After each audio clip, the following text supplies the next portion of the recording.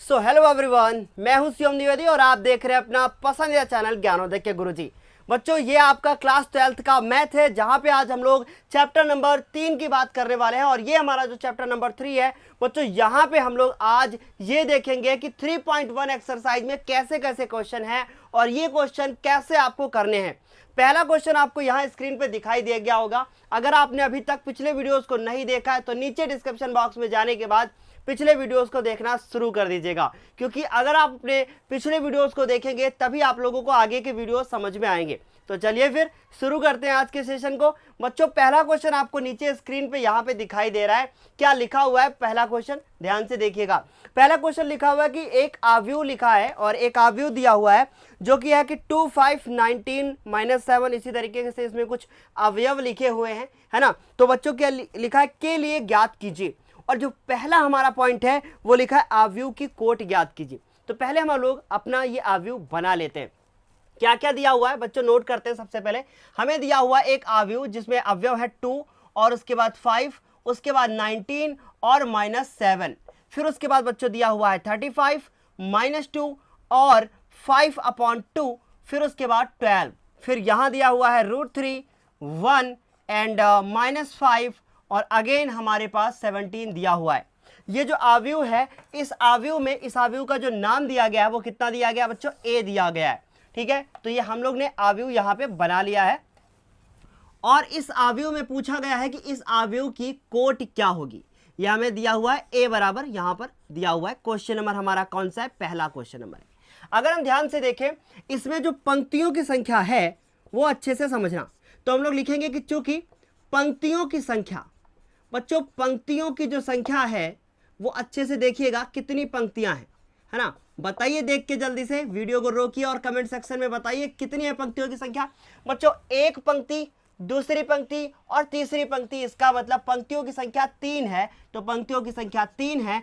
और साथ ही साथ बच्चों और कुछ भी दिया हुआ है, और हमें दिया हुआ है कि स्तंभों की संख्या कितनी है। देखिए, एक स्तंभ, दूसरा, तीसरा और चौथा। इसका मतलब स्तंभों की संख्या जो है वो कितना है, स्तंभों की संख्या बच्चों वो कितनी है, वो है 4, है ना।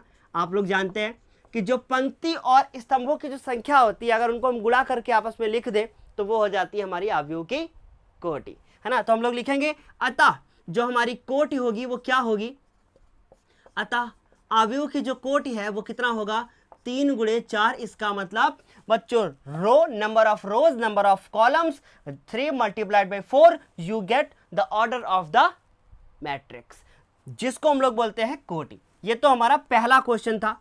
फिर उसके बाद इसका सेकंड पार्ट दिया गया है, और सेकंड पार्ट आपने क्वेश्चन में नीचे तो देख ही लिया होगा। इसके पहले कि क्या लिखा हुआ था, लिखा था कि अवयवों की संख्या बताइए।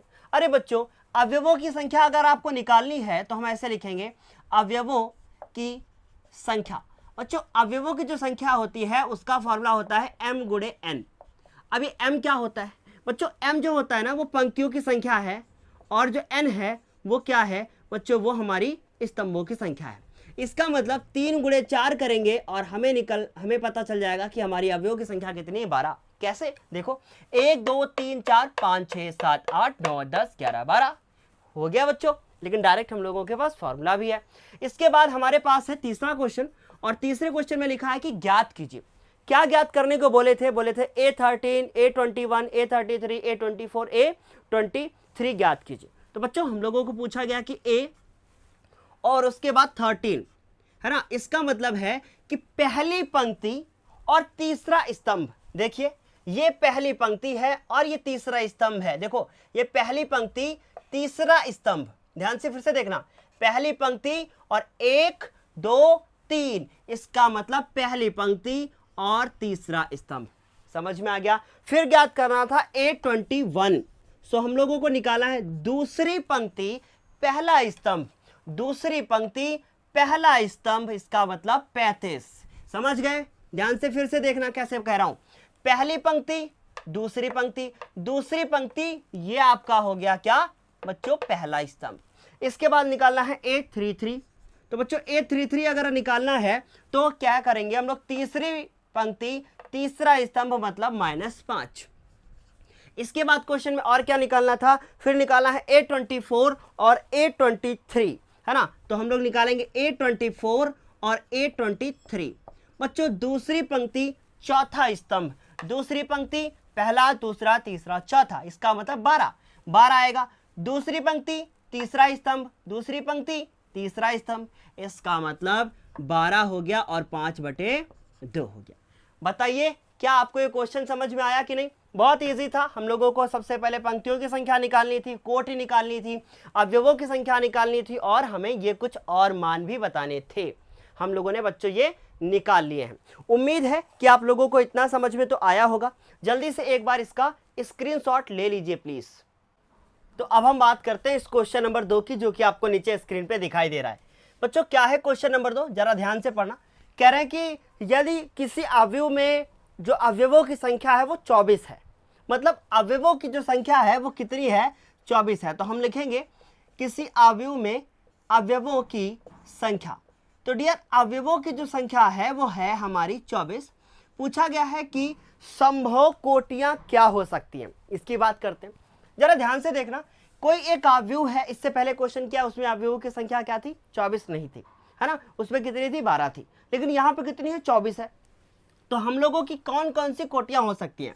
तो हम लोग लिखेंगे संभव कोटियां। अच्छे से समझना बच्चों, बहुत इंपॉर्टेंट क्वेश्चन है हमारा। सबसे पहले लिखा हुआ है हल, ठीक है, हम ध्यान से देखेंगे। संभव कोटियों की बात करते हैं। हमारे पास कितने अवयव हैं? 24। तो हम सारे अवयवों को स्तंभ में लिख सकते हैं कि नहीं? भाई सारे 24 अवयव सीधे ऐसे लिख दिया, तो उसमें पंक्ति जो होंगी वो 24 होंगी और जो अवयव जो हमारे स्तंभ होंगे वो 1 होगा। तो इसका मतलब है कि 24 गुणे 1 ये कोटि हो सकती है। लेकिन ऐसा हो सकता है कि सारे जो हैं एक ही पंक्ति में लिख दिए जाए, तो इसका मतलब 1 हमारी पंक्ति हो जाएगी और 24 हमारे स्तंभ हो जाएंगे। ये पॉसिबल है। फिर ऐसा भी तो हो सकता है कि 12 ऐसे लिखे जाए फिर 12 ऐसे लिखे जाए, तो इसका मतलब 2 पंक्ति और 12 हमारे कैसे हो जाएंगे? 12 बच्चों हमारे क्या हो जाएंगे? स्तंभ हो जाएंगे। 2 गुणे 12 हो जाएगा। यार ऐसे करते करते तो बहुत थक जाएंगे ना, इतना सारा करना पड़ेगा। नहीं, देखो मैं एक तरीका बताते हैं। हमारे पास अवयवों की संख्या कितनी है? 24 है। अगर हम इसको 1 से भाग करेंगे तो बच्चों 1 हमारी पंक्ति और 24 हमारे स्तंभ आएंगे। हम उसके बाद ये भी कर सकते हैं कि 2 हम लोग कर सकते हैं पंक्ति, 12 करेंगे हम लोग क्या? स्तंभ। क्योंकि हमने क्या किया? 2 गुणे 12 करने पे 24 आना चाहिए, बस इतना ध्यान में रखना है। हम ऐसा कर सकते हैं 3 गुणे, हम ऐसा नंबर लेंगे कि 24 आ जाए। 3 8 24, ऐसा पॉसिबल है। हम 4 कर सकते हैं, 4 छंग 24। अब 5 गुणे तो कुछ हो नहीं सकता कि 24 आ जाए, ऐसा पॉसिबल ही नहीं है। 6 गुणे आएगा, हाँ 6 गुणे 4 आएगा, तो हम यहाँ 6 गुणे 4 लिखेंगे। यार लेकिन ये तो 4 गुणे 6 पहले से लिखा है, इसका मतलब 6 गुणे 4 हम लोग लिख सकते हैं। एक और पॉसिबल है, 6 के बाद फिर हम किससे भाग कर सकते हैं? क्या 7 से? नहीं। क्या 8 से? हाँ 8 से कर सकते हैं। तो 8 गुणे देखो कितना आ रहा है? 3। मतलब ये नंबर ही अब रिपीट होने लगेंगे फिर से। बस इसका मतलब फिर 12 से होगा, 12 गुणे 2 और उसके बाद फिर 24 गुणे 1, इसके अलावा कोई और नहीं हो सकता है। समझ गए ना? ये हमारी 8 संभव कोटियां हैं। क्लियर? आ गया? अभी इस क्वेश्चन में कुछ और भी लिखा था कि यदि अवयवों की संख्या 13 हो तो संभव कोटि क्या होगी, है ना। तो हम लोग लिख देंगे यदि अवयवों की संख्या 13 हो, कितनी हो बच्चों? 13 हो, तब संभव कोटियां, बच्चों बहुत आसान क्वेश्चन है, तब जो हमारी संभव कोटियां होंगी वो ऐसा हो सकता है कि 13 के 13 अवयव जो है ना वो स्तंभ में लिख दिए जाएं। तो 13 गुणे 1 हो जाएगा, एक ही स्तंभ में सारे लिख दो। ऐसा पॉसिबल है कि 13 के 13 हम लोग एक ही पंक्ति में लिख देंगे, तो इसका मतलब है 1 गुणे 13 हो सकता है और 13 गुणे 1 हो सकता है। इसके अलावा और कोई नहीं हो सकता है। सर ऐसा कैसे आपने सोच लिया कि इसके अलावा कोई और नहीं हो सकता? बच्चों मैंने आप लोगों को बताया कि जो हमारी संभव कोटियां हैं वो हम लोग क्या करते हैं, इनके गुणनखंड करने के बाद निकालते हैं, फैक्टर करते हैं उनके, है ना। तो बच्चों आप समझ गए होंगे। और 13 के तो हम फैक्टर कर ही नहीं सकते, केवल एक ऐसी संख्या है जो उसको डिवाइड कर देगी और वो है 1। इसके अलावा वो डिवाइड होगी ही नहीं। तो ये तो था बच्चों हमारा क्वेश्चन नंबर 2। इसके बाद क्वेश्चन नंबर 3 आपको नीचे स्क्रीन पे दिखाई दे गया होगा। क्या लिखा है क्वेश्चन नंबर 3? जरा ध्यान से देखो। यदि अवयव में 18 अवयव हैं, इस बार जो अवयव में हैं वो अवयव कितने हैं? 18। तो इनकी संभव कोटियां आपको बतानी है। इसका आंसर आप लोग कमेंट सेक्शन में करना, बिल्कुल ऐसे ही करोगे। 18 है ना, 1 गुणे 18, फिर 2 गुणे 9, फिर 3 गुणे 6, आ रही ना बात समझे, 3 गुणे 6, फिर 4 से हो नहीं सकता, 5 से हो नहीं सकता, फिर से 6 से होगा, इसका मतलब फिर से रिपीट होने लगेंगे, 6 संभव कोटियां आएंगी। लेकिन अभी क्वेश्चन खत्म नहीं हुआ, फिर नीचे कुछ लिखा है, कह रहा है कि यदि अवयवों की संख्या 5 हो, तो जैसे ये हमने लिख दिया ना कि 13 हो तब संभव कोटियां 1 गुणे 13 और 13 गुणे 1 होगी, वैसे ही 1 गुणे 5 और 5 गुणे 1 ही हो सकती है और कुछ नहीं हो सकता। उम्मीद है कि तीसरा क्वेश्चन आप लोग कर लोगे और मुझे सबसे आंसर चाहिए कमेंट सेक्शन में, तब मुझे लगेगा कि हाँ आप ईमानदारी के साथ इस वीडियो को देख रहे हो। क्योंकि बच्चों स्टडी में ईमानदारी बहुत ज़्यादा ज़रूरी है। यदि आप अपनी पढ़ाई को लेके ही ईमानदार नहीं है तो बच्चों आप दूसरे से उम्मीद क्या कर सकते हैं। कोई आपका फ्यूचर बनाने के लिए नहीं आएगा, आपको अपना फ्यूचर खुद बनाना है। आपके फ्यूचर बनाने में आपके माँ बाप, आपके अध्यापक केवल मदद कर सकते हैं। कार्य तो आपको खुद करना है ना, मेहनत तो खुद करनी है ना। कोई और पढ़ेगा और आपको यूपीएससी क्रैक हो जाए, आपका पॉसिबल है ना, कभी हो ही नहीं सकता। तो मेहनत तो खुद करनी है। चलो 3 नंबर क्वेश्चन हो गया है, 4 नंबर क्वेश्चन की बात करते हैं। देखो 4 नंबर क्वेश्चन क्या लिखा है स्क्रीन पे, लिखा है कि एक अवयव है और उस अवयव की हमें रचना करनी है और वो अवयव ऐसे है ए और उसके बाद आई जे, ध्यान से सुनना, आई जे, और इसकी कोट जो है ना वो 2 गुणे 2 की है। ठीक, उसके बाद बोल रहे हैं कि इनके जिसके अवयव निम्नलिखित प्रकार से प्रदत्त हैं। इसका मतलब है कि पहला क्वेश्चन इसमें दिया हुआ है, हमें दे दिया है कि ए आई जे ये दिया हुआ है और ये हमें दिया हुआ है आई प्लस जे और उसके बाद होल स्क्वायर और डिवाइडेड बाई 2, ऐसे लिखा हुआ है। हमें 2 गुणे 2 की रचना करनी है तो हम यहाँ लिखेंगे हल। ध्यान से देखना, एक ही बताएंगे, 2 अपने आप करना है बच्चों।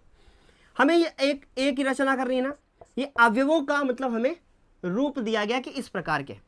तो अवयव अगर मुझे करना है तो हम लोग क्या करेंगे, ए, फिर उसके बाद यहाँ क्या होगा बच्चों, A 1 1, A 1 2, A 2 1, A 2 2। ये कैसे लिखा मैंने, पहली पंक्ति पहला स्तंभ, पहली पंक्ति दूसरा स्तंभ, दूसरी पंक्ति पहला स्तंभ, दूसरी पंक्ति दूसरा स्तंभ। समझ गए। अब इनको हमें ज्ञात करना पड़ेगा तो हम लोग लिखेंगे A11 निकालेंगे सबसे पहले। तो हम लोग यहाँ A11 निकालेंगे तो देखो यहाँ रखते हैं हम लोग बच्चों, 1 1 रखेंगे तो 1 + 1 और डिवाइडेड बाई 2 और इसका स्क्वायर, 2 का स्क्वायर 4 आएगा भाई, 2 आएगा, 2 का स्क्वायर 4, 4 को 2 से डिवाइड कर देंगे, आंसर आएगा 2, 2 आएगा यहाँ से। उसके बाद A11 हो गया, A12 निकालते हैं तो 1 + 2 डिवाइडेड बाई 2, ये हमारा स्क्वायर। तो बच्चों 3 का स्क्वायर क्या होता है, 9, 9/2 आएगा यहाँ से। ठीक, आगे कंटिन्यू करते हैं। इसके बाद A21 निकालेंगे, A21 तो बच्चों 2 + 1 और डिवाइडेड बाई 2 है ना, तो यहाँ से भी आएगा आपका 9/2। ठीक, फिर A22 निकालोगे आप, तो A22 निकालोगे आप तो 2 + 2 डिवाइडेड बाई 2 और ये हमारा स्क्वायर 4, 2 दूनी 4, 4 का स्क्वायर 16, 16/2, इसका मतलब आंसर आएगा 8। तो हम लोग लिख देंगे बच्चों, अतः जो मेरा अवयव आएगा वो A बराबर कितना आएगा, ध्यान से देखना बच्चों, A11 की वैल्यू लिखेंगे 2, तो 2 आ गया, फिर उसके बाद 9/2 आया, फिर उसके बाद 9/2 आया और फिर से हमारा 8 आ गया। तो ये हमारा क्या आ गया है, आंसर आ गया। चौथे क्वेश्चन का पहला क्वेश्चन हमने किया है। इसी तरीके से 2 और हैं, उनको भी करना है। अब एक क्वेश्चन आपसे पूछना चाहूँगा, क्या ये सारी चीज़ें आप लोगों को समझ में आ रही हैं, आप लोग अच्छे से, आप लोगों को क्लियर हो रहा है कि नहीं, सब क्लियर हो रहा है। हम लोग एक्सरसाइज कर रहे हैं बच्चों 3.1, ठीक है, मैं आंसर चेक कर लेता हूँ, हाँ बिल्कुल सही है। आगे हम लोग कंटिन्यू करते हैं। अब इसके 2 और क्वेश्चन दिए हैं, स्क्रीन पे तो आपने देख लिया होगा लेकिन हम लिख देते हैं। ठीक है, लिखा है कि A और I और J बराबर दिया हुआ है I/J, ये दिया हुआ है। हमको डायरेक्ट लिख देते हैं बच्चों इसका आंसर। देखो कैसे लिखेंगे अभी, जब हम 1 1 निकालेंगे तो 1/1 से डिवाइड करेंगे, आंसर आएगा 1 आएगा। फिर जब हम निकालेंगे बच्चों 1 2 है ना, देखो A12 निकालेंगे जब, तो 1/2 आएगा, फिर उसके बाद 2/1 आएगा, मतलब आंसर 2 आने वाला है यहाँ से। उसके बाद फिर हमारा 2/2 जो कि आंसर हमारा 1 आ जाएगा। समझ गए कि नहीं। इस तरीके से हम लोगों ने इस क्वेश्चन को भी कर लिया। उम्मीद है कि ये भी आप लोगों को अच्छे से समझ में आ ही गया होगा। ठीक है, चलो अब इसके बाद एक और क्वेश्चन है जो हम आपको खुद करने के लिए देंगे। तीसरा क्वेश्चन है जो कि लिखा हुआ है ए आई जे, ये आपको खुद करना है डियर। ए आई जे और आई प्लस 2j और उसके बाद डिवाइडेड बाई 2 स्क्वायर करने के बाद, ये आपको हम होमवर्क देते हैं और इसको आपको कमेंट सेक्शन में आंसर करना है। अब आप सोच रहे होंगे आव्यूह कैसे बनाएंगे कमेंट सेक्शन में, तो ऐसे लिख देना, ये कॉमा ये लिखना, फिर कॉमा, फिर ये लिखना, फिर ये लिखना और फिर कॉमा, मतलब ये कॉमा फिर ये फिर से कॉमा फिर ऐसे करके कॉमा में लिख देना। ये ऑर्डर बस आपको लिखना है, पहली पंक्ति के सारे अवयव, फिर पहले और दूसरी पंक्ति के सारे अवयव, ऐसे लिखते हुए चले आना। तो उम्मीद है इतना तो समझ में आया होगा। आगे हम कंटिन्यू करते हैं। हमारे घर में थोड़ा सा कुछ फर्नीचर का काम चल रहा है, ठीक है, तो मैं कैमरा को यहाँ से थोड़ा ऑफ।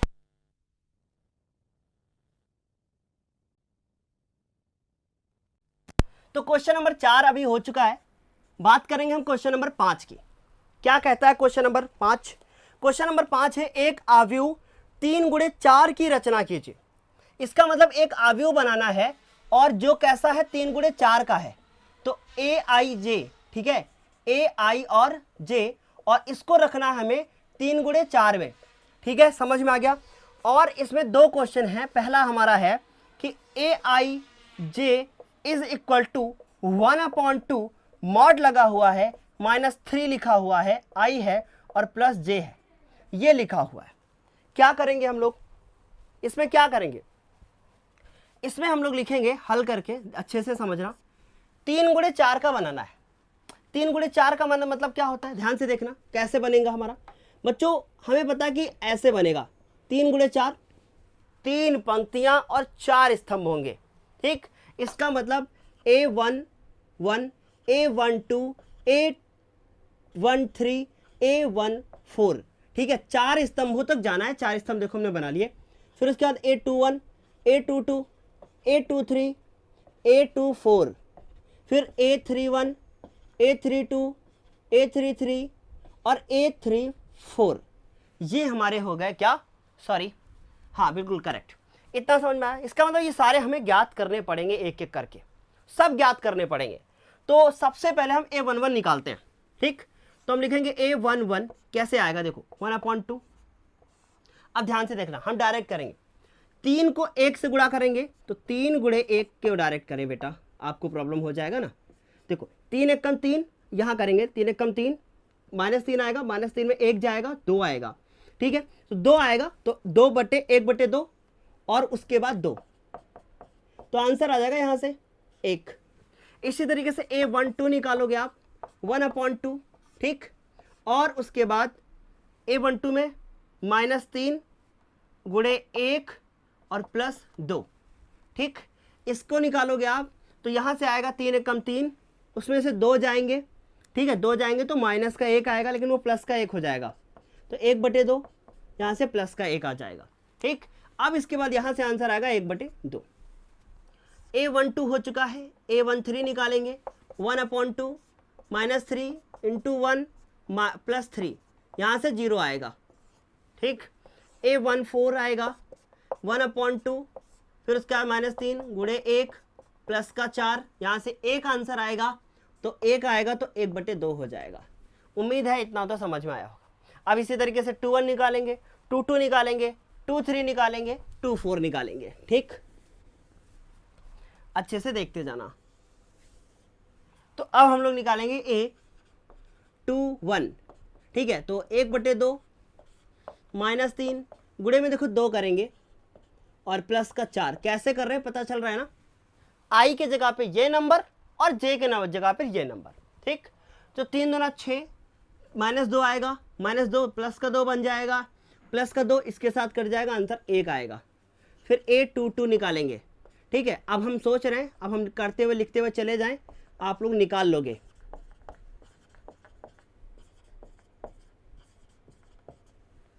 ठीक है, अब हम लिखते हुए जाएंगे और आपको निकालना है, ठीक है। हम लोग कर रहे हैं 5 नंबर क्वेश्चन का पहला पार्ट, ठीक है बच्चों, क्योंकि अब थोड़ा सा फिर ये बहुत इजी है, आप लोग बड़ी आसानी से कर लोगे, है ना। 5 का पहला पार्ट हम लोग कर रहे हैं।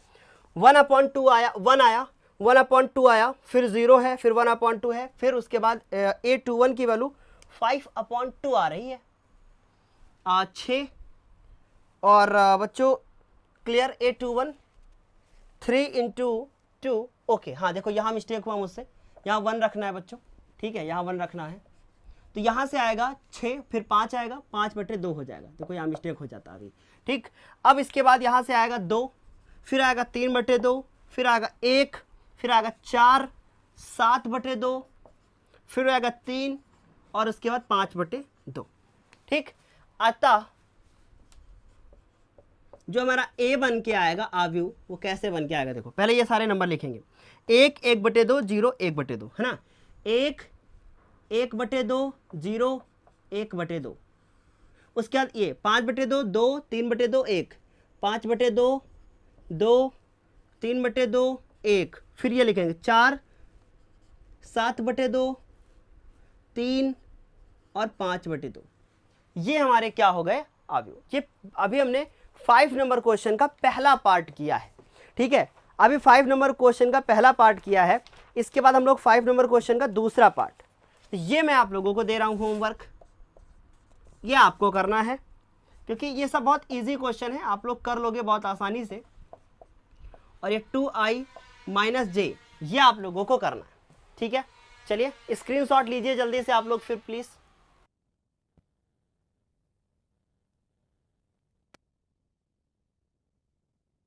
हाँ, सो क्वेश्चन नंबर, अब हम लोग 5 के बाद 6 की बात करेंगे। 6 नंबर क्वेश्चन स्क्रीन पे दिख गया होगा, क्या लिखा हुआ है 6 नंबर क्वेश्चन, जरा ध्यान से देखना। 6 नंबर क्वेश्चन, ये 6 दिखा कि नहीं दिखा, हाँ दिख गया होगा, ठीक है। क्या लिखा हुआ है, x y तथा z के मान ज्ञात कीजिए।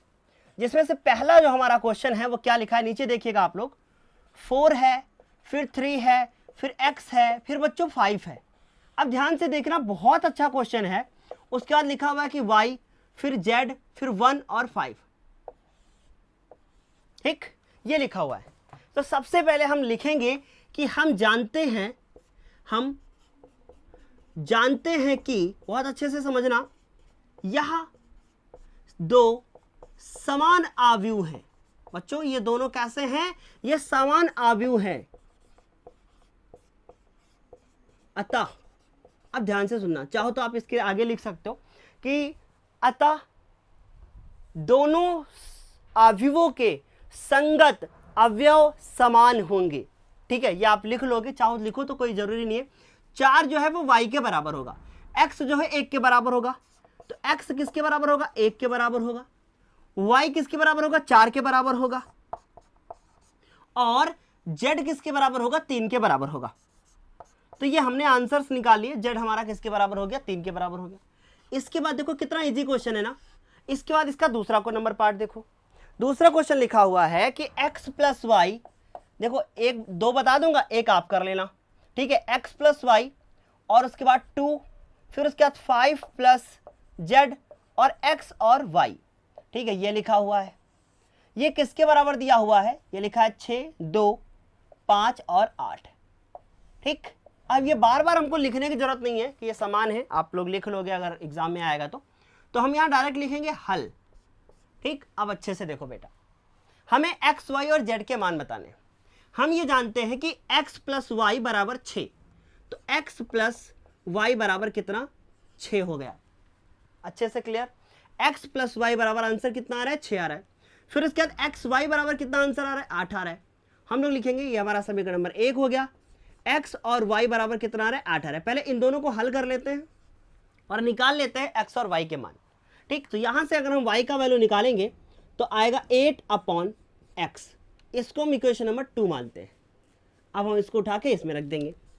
समीकरण 2 का मान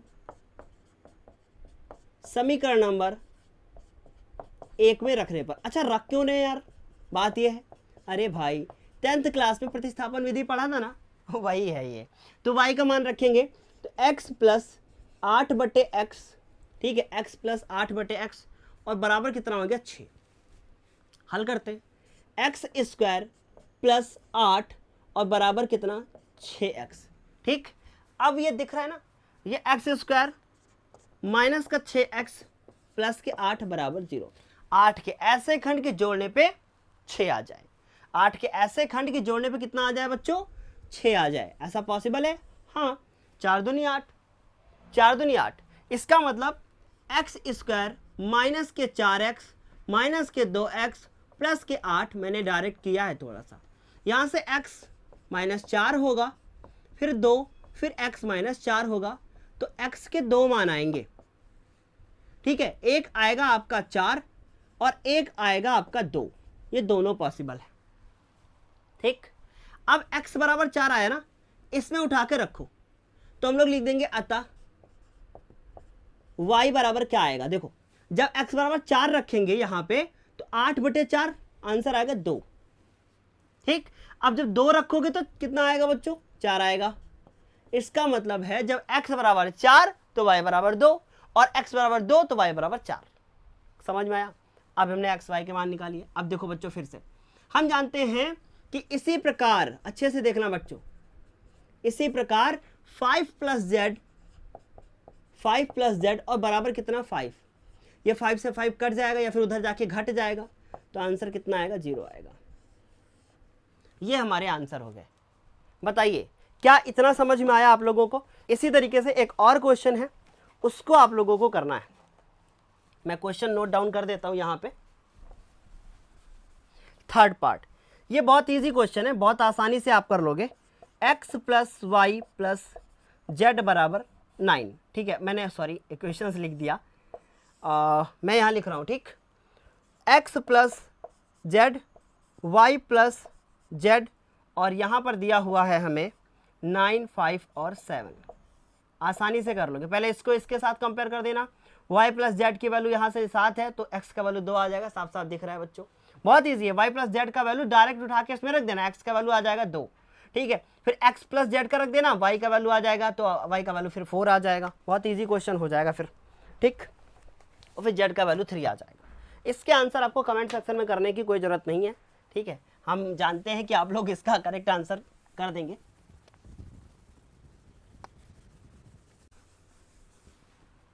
चलो, उम्मीद है स्क्रीनशॉट तो ले ही लिया होगा आपने। क्वेश्चन नंबर 7 को देखो। क्वेश्चन नंबर 7 लिखा है कि समीकरण a माइनस बी। आप लोग देख रहे होंगे आज सर ज़्यादा बात नहीं कर रहे हैं। एक्चुअली हुआ क्या, मेरे घर में ना, मैंने इसका 1 नंबर क्वेश्चन शूट किया। शूट करने के बाद मैं दूसरा नंबर क्वेश्चन शूट कर ही रहा था, तब तक मेरे घर में कुछ गेस्ट आ गए। ठीक है, और उसके बाद फिर थोड़ा सा टाइम जो है ज़्यादा चला गया, और मैं फिर सोच रहा हूँ कि अगर इसको मैंने टाइम से अपलोड नहीं किया तो आप लोग सोचोगे सर एक दिन पढ़ा रहे हैं और दूसरे दिन नहीं पढ़ा रहे हैं। इसलिए मैंने सोचा इसको सबसे पहले टाइम से हम ना अपलोड कर लेते हैं। इससे हमें ए बी सी और डी के मान ज्ञात करने हैं। बहुत आसान क्वेश्चन है बच्चों, एक बार मिला लेता हूँ question. a minus b, 2a plus c, 2a minus b और 3c प्लस डी। ठीक, देखो सभी को पता है कि शिवम सर 10th क्लास से पढ़ा रहे हैं, मतलब शिवम सर को यूट्यूब पे अभी 3rd ईयर है। अगर कोविड की वजह से एग्ज़ाम नहीं हुआ, मतलब एग्ज़ाम हो गए होते, तो मेरा 3rd बैच होता इस बार। ठीक है, तो तीसरा साल है मुझे यूट्यूब पे आए हुए, और बहुत सारी चीज़ें इम्प्रूव हुई हैं। वो कॉपी से लिखना, कॉपी से लिखने के बाद वो छोटे से बोर्ड से हट के एक दूसरे बोर्ड पे आना, वो मोबाइल से रिकॉर्डिंग को बंद करना और वापस एक बढ़िया DSLR कैमरे में आना, फिर उसके बाद इस वाइट बोर्ड की लाइफ कहाँ तक है ना जाने, आगे क्या होने वाला है। बस धीरे धीरे ऐसे ही बढ़ते जाएंगे, और आप लोगों का प्यार मिलता रहा तो फिर आगे और भी आगे जारी रहेगा ये कारवां हमारा, है ना। चलो इसको सॉल्व करते हैं। तो बच्चों देखो a माइनस बी दिया हुआ है। अब एक बात बता दूं, देखो अच्छे से, a माइनस बी यहाँ है, 2a माइनस बी यहाँ है। इसका मतलब यहाँ से और यहाँ से दो ऐसे इक्वेशन मिलेंगे जो a और b का मान हमें दे देंगी। हमें इनकी जरूरत पड़ेगा ही नहीं बच्चों। और जब a का मान पता चल जाएगा तो उठा के हम लोग c का मान निकाल लेंगे, और जब यहाँ से हम लोग को c पता चल जाएगा तो d का निकाल लेंगे। क्वेश्चन खत्म यार। फिर से सुनो मैंने क्या कहा, मैंने कहा इन दोनों को लेके दो इक्वेशन बना लो, उनको a और b का मान निकाल लो। a और b का मान निकाल लिया भाई, a का मान निकाला, उठा के इसमें रखा, c का मान आ जाएगा। जब c का निकाले उठा के इसमें रखा, d का मान आ जाएगा। खत्म क्वेश्चन। लेकिन मैं करके दिखाता हूं। देखो सबसे पहले हम लिखेंगे कि a माइनस बी बराबर कितना है, -1, और 2a माइनस बी बराबर कितना है, 0। This is your equation number 2 and this is your equation number 2। हम दोनों को हल करेंगे। समीकरण 1 व 2 को हल करने पर, ठीक है, समीकरण 1 व 2 को हल करने पर आप लोग देख रहे होंगे बाहर से कुछ आवाज आ रही होगी, आप लोगों को सुनाई दे रही होगी। मेरे घर में कुछ काम चल रहा है 2-4 दिन से, इसकी वजह से, और मैं नहीं चाहता कि जरा सा भी कोई डिस्टरबेंस हो, है ना, क्लास ऐसा ना हो कि ना दूं, इसलिए बस देना है तो देना है बच्चों क्लास। देखो यहाँ पे प्लस चिन्ह, यहाँ पे प्लस चिन्ह, यहाँ पे माइनस चिन्ह, ये कट गया, मतलब यहाँ लिखोगे आप घटाने पे, ये घटा दिया। अब 2a में 1 चला गया तो a आ गया, और a बराबर जो आंसर आएगा वो कितना आएगा, 1 आएगा। यहां से a का मान आ गया, a का मान उठा के यहां रख दोगे, a का मान उठा के यहां रखोगे। अब मैं डायरेक्ट आंसर लिख रहा हूं, देखो a का मान उठा के यहां रखा, 1 आएगा। उस 1 को जब इधर प्लस का 1 है ना, उधर जाके जब जाएगा तो माइनस का 1 हो जाएगा, मतलब -2 आएगा। माइनस b बराबर -2, इसका मतलब b बराबर 2। सॉल्व करना है आपको, b का मान कितना आ गया, 2 आ गया। फिर से सुन लो, a यहां रखोगे, चलो यार रख के दिखा देते हैं, a माइनस, इससे अच्छा तो मैं लिख दूं यार। देखो a बराबर 1 समीकरण नंबर 1 में रखने पर, तो 1 में रखोगे तो 1 माइनस b बराबर -1, माइनस b बराबर -1, और उसके बाद -1 -2 माइनस b बराबर ये, तो b बराबर कितना आएगा, 2 आएगा। ये निकाल लिया, यहां से आ जाओ, तो हम लोग लिखेंगे कि चूंकि 2a plus c is equal to 5, तो बच्चों a का वैल्यू हमने निकाल लिया है ना, 1 आया है प्लस c आया है 5 आया, c बराबर आएगा कितना, 3। समझ में आ रहा है, 1 आया, 2 आया, 3 आया। अब d का मान क्या, 4 आएगा, देखते हैं कुछ देर बाद। तो बच्चों क्या लिखेंगे यार, ये वायर ना बार बार मेरे पैर में अटक रहा है, इसको हम इधर करते हैं। देखो यहां से लिखते हैं, फिर से लिखेंगे यार, 3c plus d is equal to 13, so 3 into c का वैल्यू 9। ओहो आ गया, देखो कितना कितना फास्ट दौड़ रहा है, मेरे स्पीड से ज्यादा, लिखने की स्पीड से ज्यादा मेरा माइंड वर्क कर रहा है। मैंने बोला 3c की वैल्यू 9, 3 को पहले ही मल्टीप्लाई कर लिया 3 से, और यहां 9 लिख रहा हूं मैं, क्योंकि अभी लिखना पड़ेगा ना 9। तो ये होता है जब आप प्रैक्टिस कुछ एक्स्ट्रा करके आते हो तब। तो 9 plus d is equal to, इसका मतलब ये नहीं कि शिवम सर पहले से क्वेश्चन लगा के आए, ये शिवम सर ने क्वेश्चन तभी लगाया था जब 2 साल पहले शिवम सर अपनी ऑफलाइन कोचिंग में पढ़ाते थे, तब, वो भी इसी तरीके के बोर्ड पे। 2 साल बाद फिर से हम आए हैं और डायरेक्ट किताब को उठाया, बस लगाना शुरू किया। तो डी का बराबर कितना आंसर आएगा, 4 आ गया, समझ गए। सो ए निकल आया, बी निकल आया, सी निकल आया, और डी का वैल्यू भी निकल आया। और हम लोग ये क्वेश्चन नंबर 7 कर रहे हैं बच्चों, स्क्रीनशॉट एक ले लो, नहीं तो अभी हम इसको साफ कर देंगे। तो ये हमने 1 2 3 4 आंसर है करेक्ट। अब 3 हमारे पास एमसीक्यू बचे हुए हैं। सबसे पहले आप इसका स्क्रीनशॉट लेंगे, उसके बाद हम इन तीनों एमसीक्यूज को करेंगे। कुछ ज्यादा तेज बोलना पड़ रहा है आज, क्योंकि बाहर से पर्र पर्र पर्र की आवाज आ रही है ना। सो क्वेश्चन नंबर जो है हमारे पास अब कौन सा दिया हुआ, 8 नंबर क्वेश्चन। लिखा हुआ है कि a बराबर, और ये लिखा हुआ है बच्चों की ए आई जे, और बड़े आसान क्वेश्चन है यार। फिर लिखा हुआ है एक वर्ग आव्यूह है, और यहां लिखा हुआ है m इंटू एन। बच्चों ये एक अगर वर्ग आव्यूह है तो ये वर्ग आव्यूह कब हो सकता है, वर्ग आव्यूह तभी हो सकता है जब ये m और n आपस में बराबर होंगे, तब। इसका मतलब उत्तर नंबर हमारा क्या सही होगा, ये वर्ग आव्यूह तब होंगे जब m जो होगा वो n के बराबर होगा, तब। ये पॉसिबल है और नहीं पॉसिबल है, तो इसका मतलब सी उत्तर हमारा सही होगा बच्चों। वर्ग आव्यूह तभी पॉसिबल है क्योंकि वर्ग आव्यूह क्या कहता है, चलो बता देते हैं, कुछ बच्चे नए होंगे। देखो अगर ये एक्सरसाइज अच्छे समझना है ना, पिछला वीडियो देख लेना तभी आना यहाँ पे। वर्ग आव्यूह होता है जो, वो यहाँ पे जो 2 नंबर लिखे होते हैं, जैसे 2 गुणे 2, ठीक है, हमने लिख दिया 3 गुणे 3, तो ये m और n का वैल्यू आपस में बराबर होता है। बड़ी आवाज आ रही है। क्वेश्चन नंबर 9 की बात करते हैं। क्वेश्चन नंबर 9 क्या लिखा हुआ है, जरा ध्यान से देखना, बहुत अच्छा क्वेश्चन हम इसको कह सकते हैं। लिखा हुआ है कि x और y के किन मानों के लिए, क्वेश्चन लिखा है 3x + 7, फिर से लिखा हुआ है y + 1, फिर है बच्चों 5, और उसके बाद 2 - 3x ये लिखा हुआ है, और कुछ और दिया है 0, फिर 8, उसके बाद y - 2, और फिर से लिखा हुआ है 4। पूछा है x और y के किन मानों के लिए ये दोनों आपस में बराबर हैं। तो हम बच्चों पहले ही मान लेते हैं कि माना ये दोनों आपस में बराबर हैं। यहां से हम x का मान निकालते हैं तो हम लिखेंगे 3x plus 7 is equal to 0, तो x का वैल्यू आएगा -7/3। फिर अब यहां से हम y का वैल्यू निकालते हैं, देखो यहां से, तो हम लोग लिखेंगे कि y plus 1 is equal to 8, ये y प्लस 1 इस 8 के इक्वल होगा, तो y का वैल्यू आएगा यहां से 7। ठीक, ये हमने x और y के मान निकाल लिए जो कि हमारे ऑप्शंस में मैच नहीं कर रहे थे। अब आगे क्या करेंगे, ध्यान से देखो, ये लिखा है 5 और is equal to y minus 2, so y का वैल्यू आएगा यहां से 7, मतलब ये 7 से 7 तो मैच कर रहा है, गुड। यहां आते हैं, फिर हम लोग लिखेंगे कि 2 minus 3x is equal to 4। अब आप सोच रहे होगे सर जब हम लोग एक बार निकाल चुके हैं तो ये दोबारा क्यों कर रहे हैं, आपके मन में होगा, वही तो मैं बता रहा हूं आपको। 3x 2 उधर जाके माइनस हो जाएगा तो 4 माइनस 2 2 आएगा, यहां से जो x का वैल्यू आएगा वो आएगा 2/3 माइनस 2/3। यहां x का मान कुछ और आया है, यहां x का मान कुछ और आया, दोनों समान नहीं है, तो हम लोग लिखेंगे अतः बच्चों ज्ञात करना संभव नहीं है, ज्ञात करना संभव नहीं है, समझ गए ना, क्योंकि ये अलग अलग मान आ रहे हैं ना, इसलिए हम इनको कह नहीं सकते कि ये दोनों आपस में कभी बराबर हो पाएंगे, तो ये कभी बराबर हो ही नहीं पाएंगे, ऐसा ज्ञात हो ही नहीं सकता, हो ही नहीं सकते, क्योंकि यहां से कुछ और मान दे रहा है, वहां से कुछ और मान दे रहा है x का। क्लियर हुआ कि नहीं, अभी समझ में आया आप लोगों को, क्लियर है ना। चलो अभी स्क्रीनशॉट एक बार जल्दी से आप लोग ले लो। बात करेंगे हम लोग अब क्वेश्चन नंबर 10 की, स्क्रीनशॉट आपने ले लिया होगा।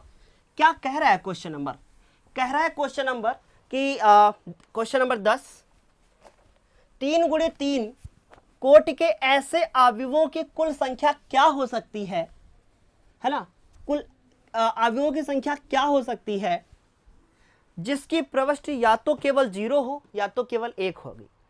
मतलब यार क्वेश्चन पहले समझो अच्छे से, अच्छा क्वेश्चन है। कह रहे कि एक अवयव बनाना है और वो अवयव हमें इस तरीके से बनाना है जिसकी कोटि कितनी हो बच्चों, 3 गुणे 3 हो। अब हम लोग इसको हल करेंगे। अब हमें दो चीजें दी गई हैं, एक 0 दिया गया है और एक 1 दिया गया है। कितने ऐसे अवयव बन सकते हैं, फिर से सुनना, कितने ऐसे अवयव बन सकते हैं जिसमें भाई ऐसा पॉसिबल है कि सब में 0 0 भर दो, है ना, ऐसे पॉसिबल है कि 0 0 0 0 0 0 0 0 0, ठीक, ऐसा पॉसिबल है कि 0 0 0 0 0 0 0 0 1, फिर एक बार यहाँ 1, फिर एक बार यहाँ 1, फिर एक बार यहाँ। भाई ऐसा करते करते तो सुबह से शाम हो जाएगी और हम नहीं कर पाएंगे, क्योंकि न जाने कितने अवयव आएंगे, है ना। तो भाई कैसे निकालेंगे यार फिर हम। अब याद करो, एक चैप्टर था 11th क्लास में जिसका नाम था क्रमचय और संचय।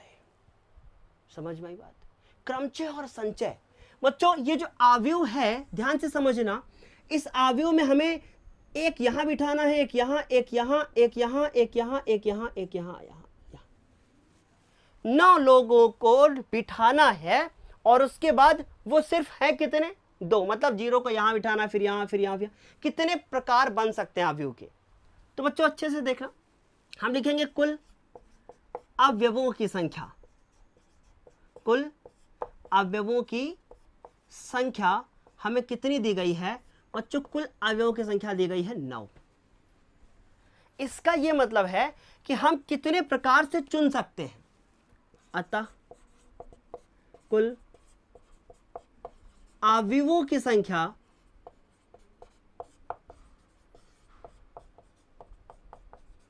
यदि 0 व 1 को ही चुना जाए, क्या होगी, 2 लोगों को चुनना है 9 स्थानों के लिए। इसका यह मतलब है कि 2 को हम 9 बार गुणा करेंगे, 2 की घात 9, और 2 की घात 9 का जो आंसर आता है 2 की घात 10 1024, उसका आधा कर देंगे 512। ये आपका उत्तर हो जाएगा और ऑप्शन नंबर डी हमारा करेक्ट हो जाएगा। तो आज के सेशन से क्या आप लोगों को कुछ समझ में आया है? स्क्रीनशॉट आप लोग ले लो एक बार। मुझे लगता है कि आप लोगों को आज के सेशन से काफ़ी कुछ सीखने को मिला होगा, जहाँ तक मुझे लगता है। हम लोगों ने टोटल 10 क्वेश्चन किए, कहने के 10 थे, किसी किसी में कुछ और ज़्यादा क्वेश्चन भी थे, 2-2 क्वेश्चन थे किसी में 3 है।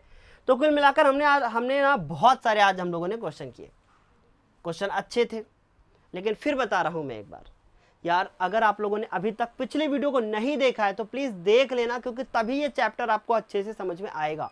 कहाँ मिलेगा पिछला वीडियो?